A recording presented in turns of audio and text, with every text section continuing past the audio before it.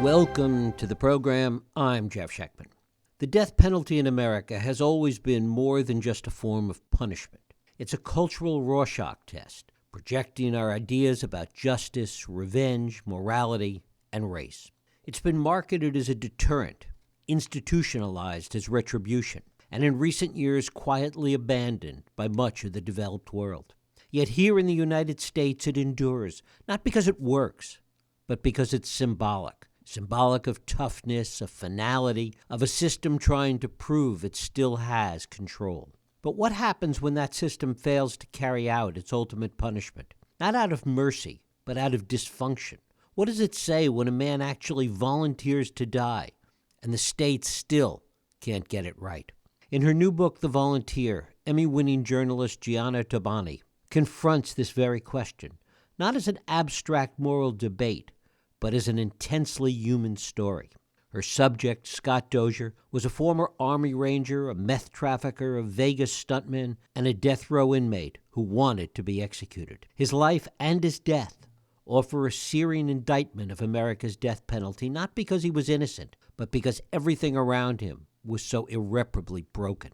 Tobani, who has reported from war zones, cartel hideouts, and conflict zones, turns her lens on the American justice system and finds it no less brutal, no less chaotic, and often no less arbitrary. This is a conversation about what capital punishment really looks like in practice, not in theory or legislation, but in the quiet bureaucratic corners of the state where lives are extinguished or not. It is my pleasure to welcome Gianna Tobani here to talk about The Volunteer. Gianna, thanks so much for joining us. Hi, Jeff. Thanks so much for having me. It's great to have you here. Tell us who Scott Dozier was. Scott Dozier was a fascinating guy that I met on death row in October of 2017. What originally drew me to his story is that, unlike most other, in fact, 90% of death row inmates, Scott Dozier was volunteering for execution, as you said in your intro there, which meant that he wrote the judge a letter and he said, "Sign this warrant. Please put me on my way." Now, what he really wanted was for the prison to take him out back and essentially shoot him, is what he said, shoot him in the head. And of course, that's not how things work in our judicial system. Lethal injection was the only method in Nevada at the point and still today. And so they had to go through this laborious process of finding a way to facilitate the execution of Scott Dozier.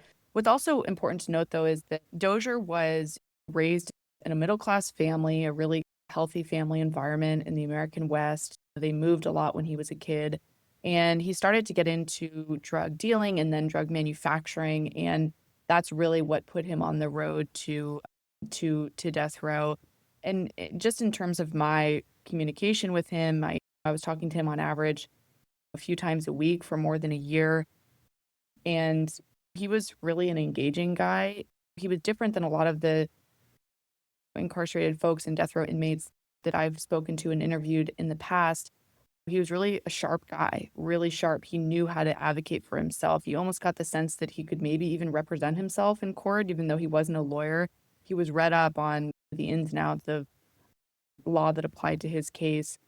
And I have to admit, he was a funny guy and he was engaging, and he was someone who, despite the brutality of his convictions, when you were talking to him, you couldn't help but be captivated by what he was saying.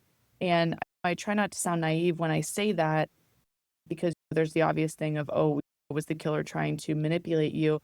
But frankly, he wasn't. The things that he was telling me always checked out. And I also just want to clarify one thing.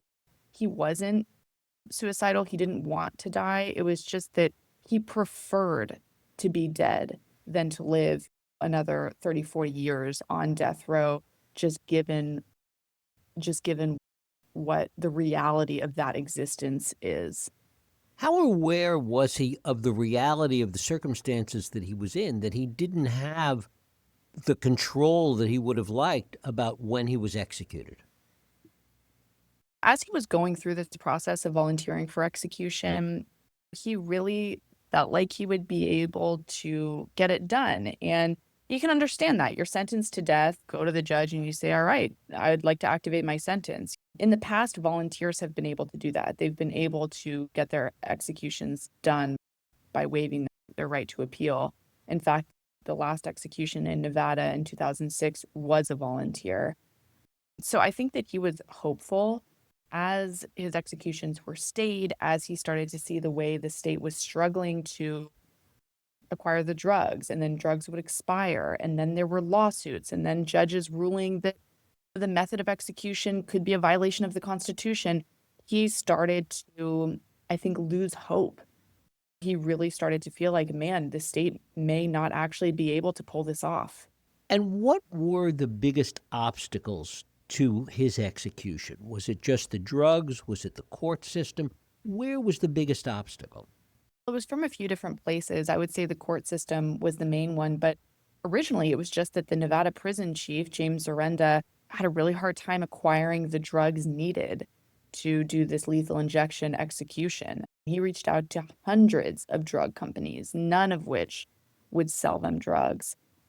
He reached out to every attorney general in the country asking to trade drugs or to sell him drugs. Wasn't able to get drugs that way. So they were running up against walls left and right. Finally, they were able to get the drugs through a middleman, Cardinal Health, which agreed to sell them these drugs, not knowing where the drugs would be used, but they were able to do it until they shut down as a source. And so that was the original hurdle, but then it became the courts. The judge ruled that it could be a violation of the Eighth Amendment to execute him this way. So that stayed in execution. But then the Nevada Supreme Court pushed it forward. But then a drug company sued, saying we don't want our drugs used in this execution.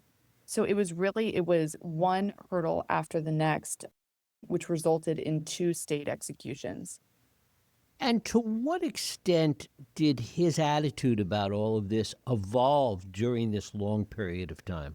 Look, I think at the beginning, he was actually pretty energized and positive in his thinking. He really felt if he volunteered, he would be able to get this done. And then as the months went on, he was really worn down by the system. He started to feel like everybody was working against him, including his own defense lawyers, and nobody had his back. When organizations like the ACLU and Reprieve typically would be defending the rights of incarcerated folks, he felt were really working against him. And the reason is because they didn't want to set this precedent that would allow other people, presumably, to be executed under this protocol. And so they were, in some ways, he felt they were working against him.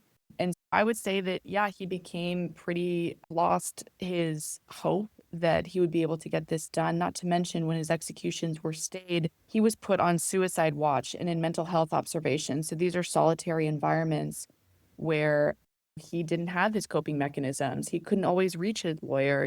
In some cases, he had the lights on 24/7. And those environments really eroded his mental and emotional health. Talk about your perception of how this played out, what life was like on death row in Nevada, and what you perceived from this whole process. I got to visit Dozier on death row in Nevada at Ely State Prison, and it's a really intense environment, as you might imagine. You're in the sally ports, these big automated electric gates are closing and opening and clanking, and you have multiple prison personnel who are on radios tracking our movements and telling us when we can step into this room and don't go any further until we get more guards around. And look, you're on death row. Some of the worst criminals are there in those cells. And that prison has a pretty notorious reputation. People have escaped from that prison. Guards have been killed in that prison. And so it was really intense. When we got to his cell, though, Dozier stepped in. It's a 9-foot by 5-foot cell, and I followed him. And he was showing me the art on his walls. He was showing him how he was packing up his belongings because he was meant to be executed several hours from then. And as I was shoulder to shoulder with Dozier in his cell, it's not a big space, so you're crammed in there. A guard grabbed my arm and pulled me back and whispered, "Look, don't stand so close to him.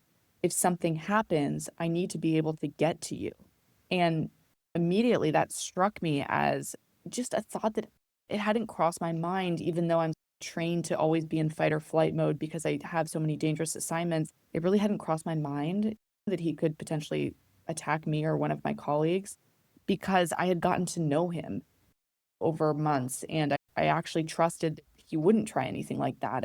I didn't see any reason that he would. It didn't seem like it was in his best interest, but it really signaled to me like, look, you're in an environment that is a very extreme environment and can be dangerous in some situations.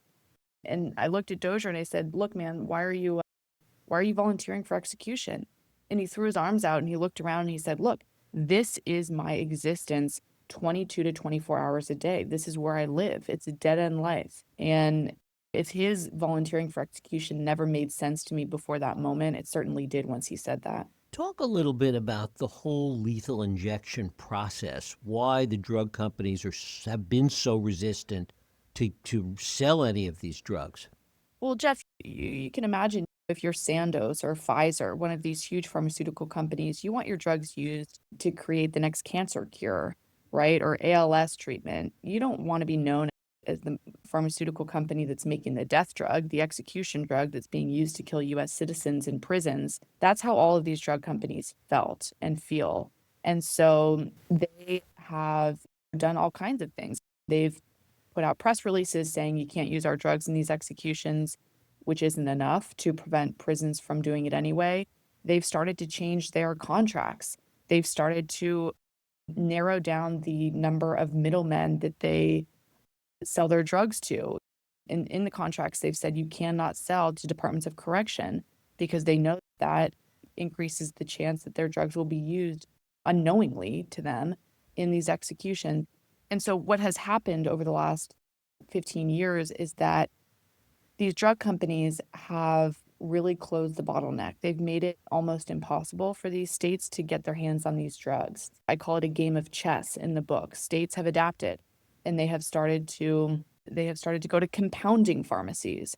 Now, these are pharmacies where pharmacists create custom drug combinations, and it's usually for folks, for instance, who have allergies. So they need one little ingredient taken out of the drug, but they still need the drug. Well, prisons have gotten these drugs made for execution. That's the main way that they're getting it done now. But I have to say, in the last decade or so, they've gone to extreme lengths. They've done, what I call in the book parking lot drug deals, where officials, for instance, from Arizona and officials from California have met out back and they've literally traded drugs saying, hey, you need this, I need this, let's trade and then we can pull off our executions. They've gone overseas to India, for instance, and they've bought drugs there, imported them illegally, not FDA approved, and used those drugs to execute inmates. And the scenes that I write in the book, honestly, they were so unbelievable that I kept saying, this can't be true. This can't have happened. And I'd go back to my reporting, I'd go back to my research, I'd go back to the source, and I'd say, no, this really did happen. The DEA really did confiscate these drugs when the drug dealers really were American prison officials. So it's really a stranger than fiction story once you get into the sort of black market, Wild West, the execution drug market. And what alternatives are these prisons dealing with or thinking about in terms of executions if they can't get these drugs? A lot of states, and I'm glad you brought this up because this is a lot of the news that's unfolding still today, is a lot of these states are starting to bring back methods of old. So the electric chair, the gas chamber, the firing squad. We had a recent firing squad execution in South Carolina. And so they're bringing back these old methods because I think people have realized, one, the drugs are really hard to get. If they have the political will to really carry out these executions, they need a different way to do it. This idea that lethal injection isn't as brutal as these other methods, as Scott Dozier would say, you're killing somebody, you're executing someone. It's a brutal act no matter how you do it. And I think that's absolutely true. When you look at the rate of botched executions, lethal injection, the rate is 7%. 7% of lethal injection executions are botched. When you look at that rate for the firing squad, it's 0. So people may see a gun and a bullet and think, oh gosh, that's so brutal. But the fact of the matter is, it's brutal no matter how you do it. And if you're doing it with a lower botched execution rate, maybe it's actually a better option than lethal injection. And I think that's how some of these inmates feel because they are in fact opting for the firing squad. They have opted for the electric chair over lethal injection because they know that oftentimes it's not just an inmate that's peacefully falling asleep. they know that it's actually a lot more brutal than that. How did other inmates on death row in Nevada view Dozier and what he was doing? He had really good relationships with the guys on death row. And I think part of the reason is that they felt like he was a leader, that he in some ways represented them. They saw how effectively he could advocate for himself and push government officials to, as he would say, do their job. They also had these informal committees where they could raise issues within the prison, and Dozier led his, and so he was able to raise the grievances of the other inmates in an effective way. He also helped inmates in other ways. There's this one guy in the book who talks about how he was horribly depressed. He was hundreds of pounds overweight. And Dozier just went to him and said, "Hey, man, what are you doing? Let's work out every day. We got to get your life straightened out." And they did. And this guy lost hundreds of pounds and shed his depression. And he attributes that to Dozier, just giving him a kick in the ass. And so they liked him for a lot of reasons. But I'll also say it wasn't just that he was friends with inmates and enemies with guards. He had good relationships with the guards as well. He certainly had his frustrations with one of the wardens, who I spell out these scenes in the book where they really, it's like right out of a movie how they treat each other. But he saw some of those officials as villainous. But the guards, the everyday guards, he actually was pretty friendly with and had good relationships with. Of course, the other reality of this is that this is not something that could have happened anyplace else or in any other Western country other than America. That's absolutely right. Absolutely right. Because the death penalty has been outlawed in these countries. Even Russia outlawed their death penalty in 1999. And when you look at the countries that are most prolific with executions, the US is in the top 5. And we're in not so good company with Egypt, Saudi, China, Somalia, Iran. And so I think folks would think, oh, we're the sort of gold standard for human rights. Depending on how you look at it, I think there's a pretty solid argument against that. We are not in the company of other Western nations who see this as barbaric, as archaic, as medieval even. But here we are continuing to sentence folks to death and carry out these executions. How did Dozier view the fact that he was sentenced to death for the crimes that he committed? Did he feel that it was just or unjust, regardless of the fact that once he wanted to see it carried out? You know, he wasn't a guy who liked to dwell on the past, and he also wasn't a guy who, unlike many other death row inmates, who would sit here and try to convince you that he was innocent. He called his sentence, he said, "I have a lawful, though dubious sentence." But he wasn't going to talk your ear off about why he wasn't guilty because he felt like that was all in the past and that couldn't be reversed. And so he didn't admit guilt, and when I asked him if he killed these 2 young men, he said in one of the instances, he would talk around it. When I said, "Did you kill Jeremiah Miller?" He'd talk around it. He'd say, "Look, if you sign up for the unwritten rules of the underworld, then you sign up to give this philosophical answer." When I said, "Did you kill Jason Green?" That was the case in Arizona. He would immediately say, "No, I did not kill Jason Green." And the way he answered those questions differently made me think that he really may not have killed Jason Green, but he probably had something to do with Jeremiah Miller's death. But the main point is that he didn't dwell on that. He didn't try to convince me that he was innocent. He was really focused on what was next, which was the pursuit of his death. Talk a little bit about the process for you getting as immersed in this story as you did. Look, I never intended to talk to Dozier as much as I did. I never intended to become a confidant of his, someone in his inner circle by the last few weeks of his life. I really just needed an interview for this documentary I was doing for HBO on the death penalty. The documentary wouldn't have gotten a green light if I didn't get this interview. And so I really just wrote him a letter thinking, I just need to get into this prison to get this interview with this guy, and that'll be the end of it. And then he'll get executed, and I'll move on to my next assignment. Literally, I was thinking about it that way. And then, of course, that execution was stayed, and we kept talking. And it was in those months that his story really just became unbelievable. The twists and the turns, I couldn't understand how this was happening in America. And so when our documentary aired, he kept calling me and I kept answering. And it was in those months that his story really took off. Mhm. And What does this story tell us about the death penalty in a larger kind of 30,000-foot view? Look, I think the most unexpected thing that I learned is that sometimes not getting executed is worse than the execution itself. And I know that's hard for people to believe because in media, we're often thinking, oh my God, these executions, this is this is so brutal and I can't believe we still do this. And what's also brutal? Solitary confinement. Living in a 9 foot by 5 foot cell for the rest of your life with very little. And sometimes you're in there 24 hours a day for days on end, depending on the circumstances in the prison. Your mom comes to visit, you can't even you can't hold hands, you can't touch, you can't hug in a lot of these places. In Nevada, in some cases you can. In Texas, you can't. It's different state by state. But I think that was one of my main takeaways is, geez, I always thought execution was like the thing everyone feared most. That's why we're exhausting all these appeals and people are doing anything they can to not get executed. Well, I actually think solitary confinement, there's an argument that that could be worse. But I would say like the other main takeaway is that we have the political will to dish out these sentences in a lot of counties. District attorneys make their careers off how many death sentences they can log. But then in a lot of these states, we actually don't carry out the death sentence. We actually don't do these executions. But the public will pay hundreds of thousands of dollars, if not millions of dollars, carrying, allowing for these death sentences to still be issued. And so I think that there's a question around, is this something we really want carried out in our name? Because I think the dirty work, actually, there's not the political will to do. And so then why do we do this whole political charade where we give the death sentence but don't actually do the execution? It makes me wonder whether we actually want the death penalty to be legal in our country. And then when we do carry out these death sentences, a lot of times they're botched and they're not done humanely, and people are suffering in the middle of these executions. In some cases, they tell us as much when they're in the middle of the execution.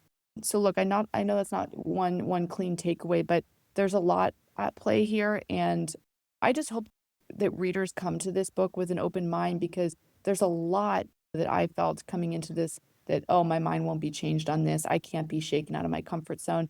And I really try to shake myself out of my comfort zone as I'm reporting and writing. And I hope that readers do the same. How do prison officials feel about this process?